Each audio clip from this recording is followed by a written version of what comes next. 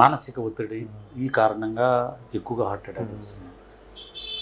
ఇది ఇప్పుడు పొన్నూరు ప్రాంతం అంతా చుట్టుపక్కల కొంచెం పల్లెటూరు వాతావరణం, ఆ అట్మాస్ఫియర్ ఉండదు. ఎక్కువగా అందరూ శారీరక శ్రమ చేస్తూ ఉంటారు. కానీ గుండె జబ్బుని ముందుగానే ఎందువల్ల గుర్తించలేకపోతున్నారు? చాలామంది ఏంటంటే గుండె జబ్బు ప్రతి ఒక్కరికి లక్షణాలు ఎలా వస్తాయి అంటే, ఈ గుండె జబ్బు లక్షణాలు ఛాతీలో నొప్పి రావడము. ఆ నొప్పి అనేది ఎలా వస్తుందంటే, అందరూ అనుకున్నారు నాకు గ్యాస్ వస్తుంది అని అంటారు, కానీ ఎవరు నాకు ఛాతీలో నొప్పి వచ్చింది అని హాస్పిటల్కి ఎవరు రారు. సో చాలామంది గ్యాస్ నొప్పి అని ఇంటి దగ్గరనే చిన్న చిన్న మందులు వాడి అలా టైంను అలా వృధా చేస్తారనమాట. సో యాక్చువల్లీ ఈ ఛాతీలో నొప్పి అనేది చాలామందికి, కొంతమందికి తెలియదు ఎలా వస్తుంది.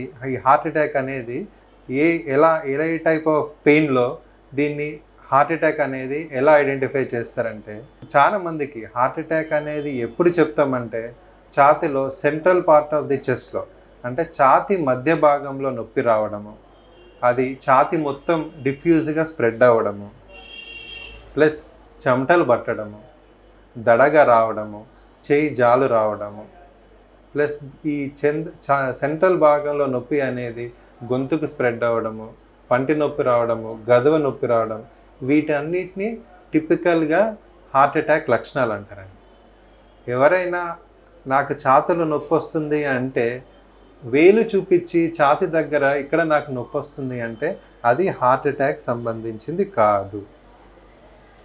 వాళ్ళు ఛాతీలో నొప్పి అనేది హార్ట్ అటాక్ సంబంధించిన నొప్పి అనేది ఎలా చెప్తారంటే, చెయ్యి ఇట్లా 5 వేళ్ళతో నాకు ఇక్కడ బరువుగా ఉందండి, పిసికేస్తున్నందు ఉండండి, నాకు ఇక్కడ స్ప్రెడ్ అవుతుందండి నొప్పి, నాకు వీపు వైపు కూడా స్ప్రెడ్ అవుతుంది అని ఇలాంటి లక్షణాలు చెప్తారు.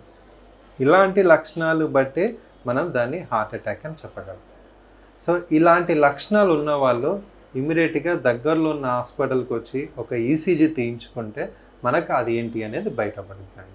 సో చాలామంది ఎక్కువగా పల్లెటూరు వాళ్ళు, లోకల్గా ఉన్న వాళ్ళు పనులు చేసుకుంటూ కామన్గా వాడు ఏంటంటే కామన్గా ఊత పదం ఏంటంటే నాకు గ్యాస్ వచ్చింది అంటారు.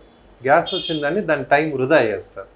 వాళ్ళకు ఆ నొప్పి అనేది అది హార్ట్ అటాక్ నొప్పియా గ్యాస్ నొప్పి అనేది వాళ్ళకి తెలియదు. సో ఇప్పుడైనా మీరు గ్రహించగలరు.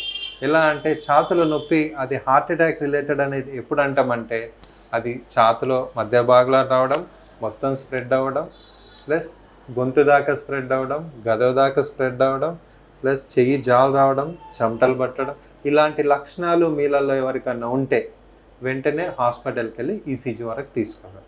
ఈసీజీ తీయించుకుంటే మీకు ప్రాబ్లం అనేది బయటపడుతుంది. ప్లస్ వీటిలలో కొంతమందికి అంటే రిస్క్ ఫ్యాక్టర్స్ అనేటివి ఉంటాయి. హార్ట్ అటాక్ రావడానికి రిస్క్ ఫ్యాక్టర్స్ అనేటివి ఉంటాయి.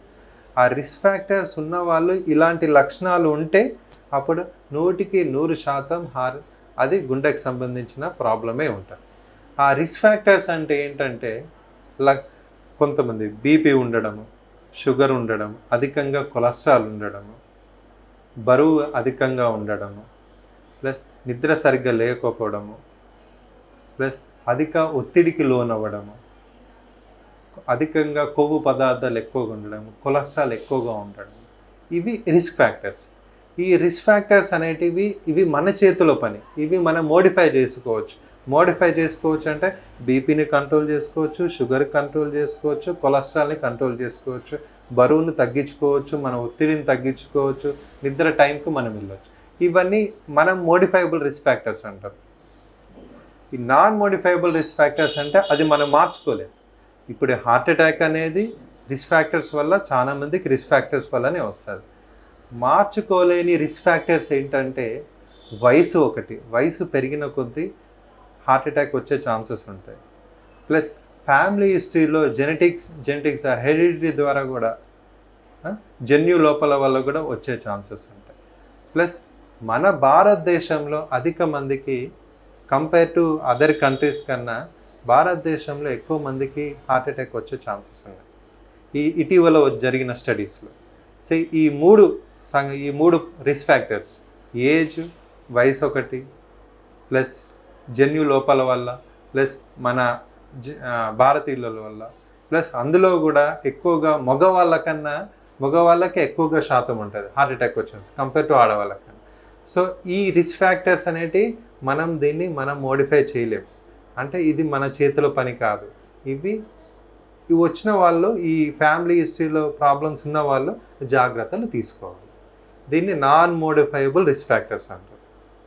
మోడిఫైయబుల్ రిస్క్ ఫ్యాక్టర్స్ అంటే నేను చెప్పినవి బీపీ, షుగరు, ప్లస్ కొలెస్ట్రాల్ ఉండడం, బరువు పెరగడం, ఇవి ప్లస్ నిద్ర సరిగ్గా లేకపోవడము, ప్లస్ అధిక ఒత్తిడి ఉండడం, ఇవి రిస్క్ ఫ్యాక్టర్స్ అన్నమాట.